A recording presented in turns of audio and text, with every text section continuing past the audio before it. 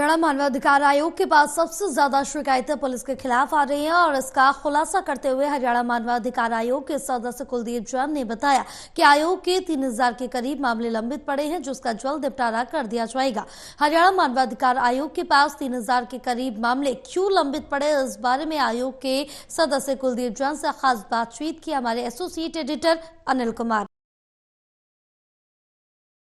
हरियाणा मानव अधिकार आयोग के पास कितने मामले लंबित पड़े हैं, इस समय मेरे साथ हैं हरियाणा मानव अधिकार आयोग के सदस्य कुलदीप जैन। इनसे जानते हैं कि कितने मामले अभी तक आयोग के पास लंबित पड़े हैं। जी, ऐसा है, आज के दिन की अगर बात करें तो टोटल मामले हमारे पास 3500 से कुछ ज़्यादा ही फिगर है आज के दिन।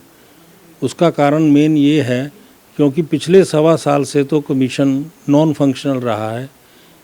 इसमें ना तो कोई सदस्य और ना ही कोई चेयरपर्सन इस कमीशन को हेड कर रहा था।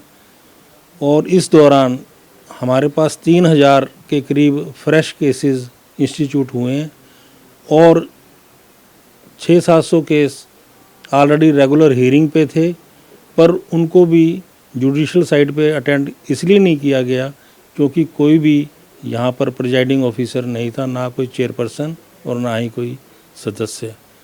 तो ये सबसे बड़ा कारण था।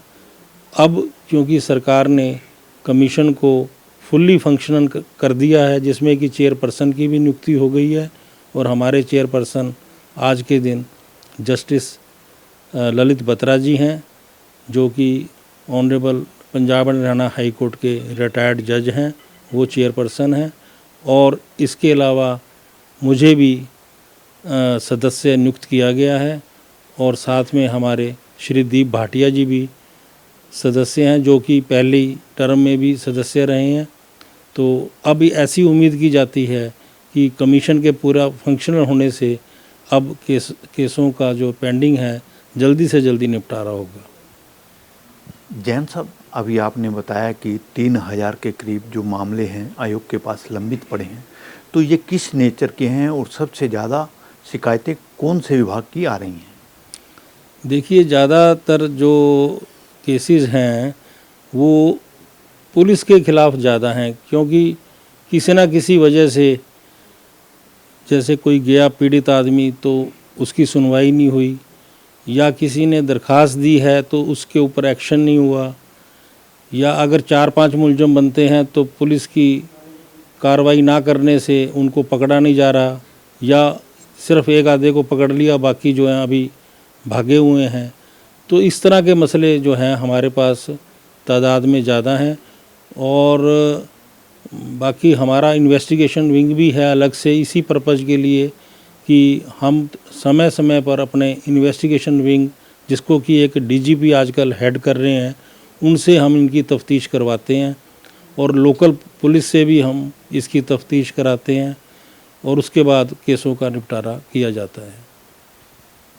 जैन साहब, जो मामले आपके सामने आते हैं तो जो भी व्यक्ति शिकायत करता है वो वकीलों के थ्रू पेश हो सकता है या सीधा आयोग के सामने अपने जो केस है प्लीड कर सकता है?